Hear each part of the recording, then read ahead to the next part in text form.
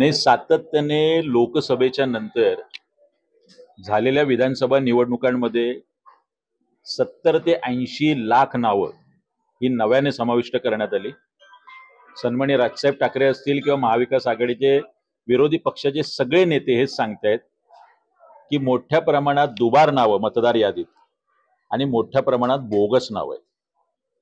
Same Belapur विधानसभेत विधानसभा निवडणुकीच्या अगोदर 15,000 दुबार नावं आणि 18,000 ज्यांचा नावांचा थांगपत्ता लागत नाही, ज्यांच्या पत्त्याच्या समोर तो कुठला नेमका पत्ता आहे तो सापडत नाही, अशी नावं आम्ही निवडणूक निर्णय अधिकाऱ्यांना दिली होती. त्याच्यानंतर परत एकदा ऑगस्ट 2025ला मी स्मरणपत्र दिलं आणि आज हे दुसरं स्मरणपत्र आज या क्षणी पुन्हा एकदा आम्ही निवडणूक निर्णय अधिकाऱ्यांना दिले. मात्र या संदर्भात निवडणूक निर्णय अधिकारी जरी सकारात्मक असले तरी त्यांचे खालचे कर्मचारी अधिकारी BLO हे कुठलंही काम नेमकं करताना दिसत नाही. माझ्या समोर आता 148 क्रमांकाची यादी आहे, ज्याच्यामध्ये नाव आहे नाझमीन गाझी, त्यांचं नाव लिहिलंय सरीफा गाझी फादर नेम, आणि हाऊस नंबर आहे सुलभ शौचालय. हे काम आहे निवडणूक अधिकाऱ्यांचं. अशा पद्धतीने सगळ्या याद्यांमध्ये बेलापूर विधानसभेच्या गोंधळ आहे. पाम बीच रोड, सानपाडा अशा नावावर कमीत कमी 100 ते 200 नावं आहेत. 10च्या वर नावं असतील तर स्वतः AROने निवडणूक निर्णय अधिकाऱ्यांनी जाऊन पाहणी करायची असते. आज आम्ही ती मागणी केली. निवडणूक अधिकाऱ्यांनी वेबसाईटवर जी नावं टाकली डिलीटेड 3000 नावं आमच्या तक्रारीनंतर, त्याच्या समोर कुठलाही पत्ता नाही. ती नावं का वगळलीत?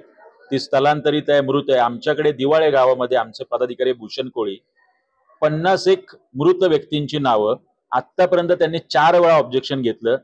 सातत्याने होणाऱ्या पुढच्या मतदार यादीत ती नावं आहे तशी असतात. जो गोंधळ ह्या याद्यांमध्ये आहे तो गोंधळ निस्तारा याच्यासाठी आज आम्ही इथे आलोय.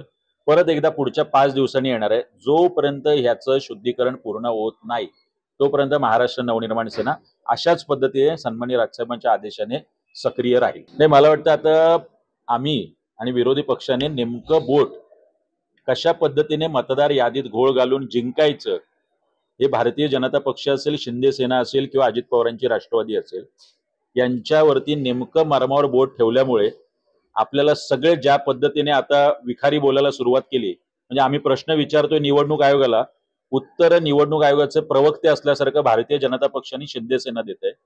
नेमकं मरमावर बोट ठेवलं असल्यामुळे आता निवडणूक अधिकाऱ्यांना सुद्धा ही मतदार यादी शुद्ध करणं, स्वच्छ करणं याच्याशिवाय दुसरा पर्याय राहिलेला नाही. त्यांनी दिलेली मला माहिती आहे 1 नोव्हेंबर पासून स्वतः केंद्रीय निवडणूक आयोगाने त्यांना हा शुद्धीकरण मोहीम हाती घ्यायला सांगितले, ज्याची डेडलाईन नाही आहे.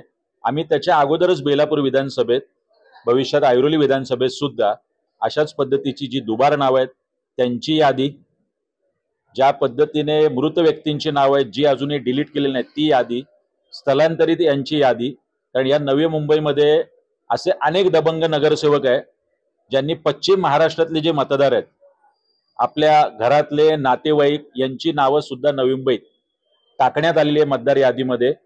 मोठ्या प्रमाणात ट्रॅव्हल्स आणि बसेसने हे मतदार इथे आणले जातात, त्यांच्या माध्यमातून मतदान होतं आणि त्यांच्या जीवावर निवडणुका जिंकणं असे प्रकार इथल्या काही नगरसेवकांकडून सुरू आहे. त्याला छेद देण्याचं काम मनसे नक्की करेल.